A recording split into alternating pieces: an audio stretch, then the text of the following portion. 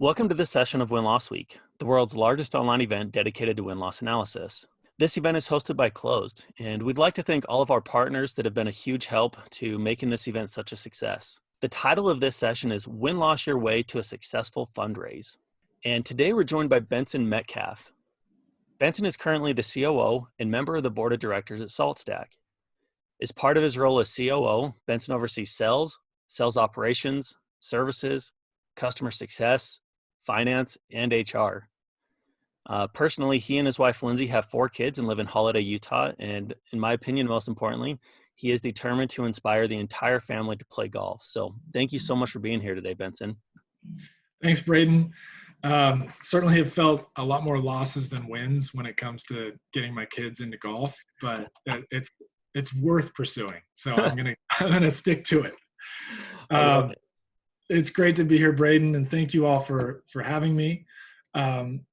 This is an exciting topic for me. We've just concluded our fundraising process, and there's a saying amongst entrepreneurs who know the challenges of fundraising that it only takes one. It just takes one investor to take the risk on you. Whether you're building a syndicate of investors or you're just looking for that one investor to back you, you get that one investor and you're off to the races. It's a tough job. Fundraising is it's ridiculously hard. You learn from every conversation because most of them are passes as opposed to successes. They're mostly losses versus wins. And so I want to tell you a little bit about the lessons we've learned in growth stage fundraising and how you can win-loss your way to success. At the center of a good fundraise is building a good business.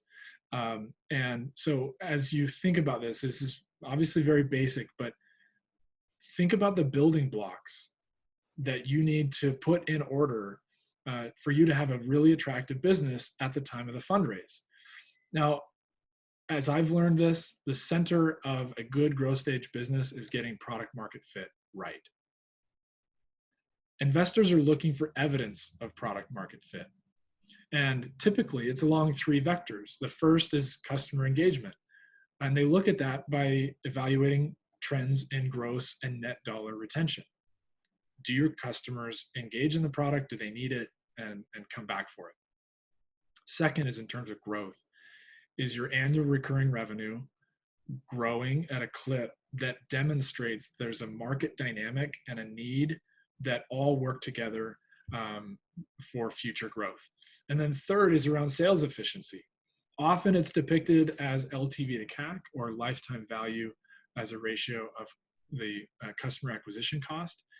And these and other sales efficiency metrics really help an investor have confidence that if I put money into this business, they're going to know how to scale and replicate. So taken together, these are the kinds of things that illustrate product market fit. And just as a kind of a vote of confidence on this message, one of the world's leading venture capitalists put it this simple: the only thing that matters is getting to product market fit.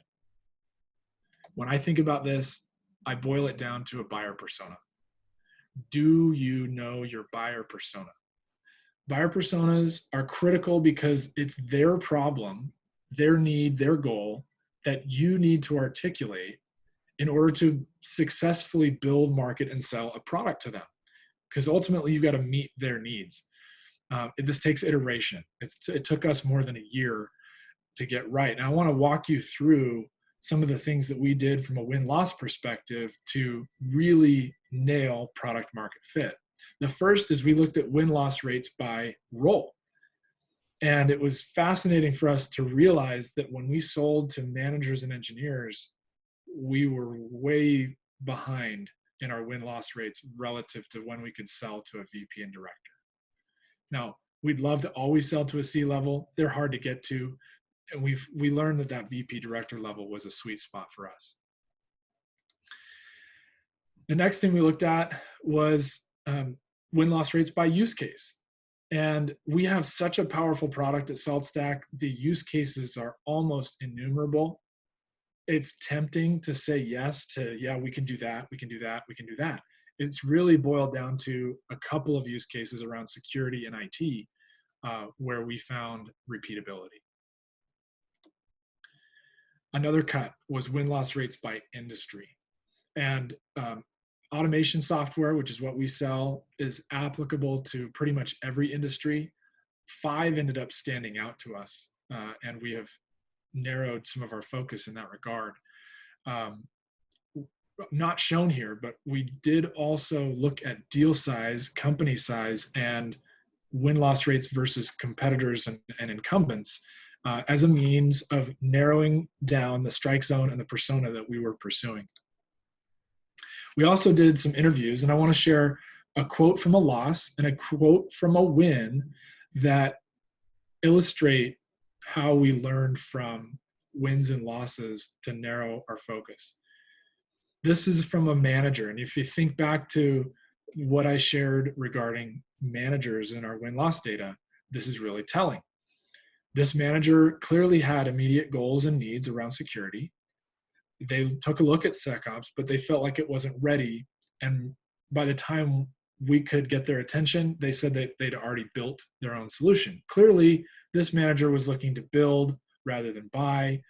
And when we compared that to a senior director interviewed almost around the exact same time, it's so interesting to us because they similarly had a problem around security. That was their biggest factor in their decision. And the biggest risk that they needed to mitigate. But they didn't have a good way to do it. In fact, their alternatives were all manual, building and running their own scripts and playbooks. Instead, they saw the feature-rich offerings of our product and ultimately made the jump. Very different perspective on how to think about the value and the pain. And so as we look at the data and these interviews and all of the things we learned, it boiled down to these 3 points around our buyer persona. Number 1, navigate to the VP or director level of seniority. That's the type of seniority that can understand and perceive the value. Number 2 is stay in the use case strike zone. There are so many temptations to go out beyond the core capability, but really having the discipline to stay in the strike zone. And then third is connecting with pain. So once we have these conversations, really kind of boiling it down to the common pain point around manual, time-consuming work that can be replaced through automation. As we got this right, we successfully moved from startup to growth stage. And as we're talking to growth stage investors now, it started to resonate because we could demonstrate that we had really reached product market fit. In fact, we took these conversations, we talked to 118 different growth stage investors, showcasing the data-driven approach that we deployed to nail product market fit. We provided quotes of our wins and our losses from third-party interviews. And then getting a little bit meta here, we actually used win-loss muscle throughout our investor conversations. So as an investor chose to pass on SaltStack, we took an opportunity to learn why they passed and really drill into whether or not that investor was in the strike zone of the kind of investor that matches up with our business. Fundraising is so hard. You see way more losses than wins, and you learn with each conversation, but you just have to get to that one that will say yes. It only takes one investor to take that risk on you. And if you can find that one investor, then you can build momentum from there. Ultimately, after 118 different investor conversations, I can't say more because of just the confidentiality around how we're wrapping things up, but a very successful fundraise in the midst of a pandemic. It was a really kind of proud journey for us, and we couldn't have done it without win-loss and building that muscle. Thank you. Benson, that's such cool insight. Thank you for sharing that story. I think what I mostly love from this is how you guys were able to focus from the findings of your win-loss data, which helped you create that product market fit to get to the growth stage that made you actually get to the point of finding the right investors. So super cool use case. Love seeing that. So thanks again for meeting with us today, Benson, and sharing your story. And thanks to everyone that attended today's session. And we hope everyone has a great day. Thanks all. See ya.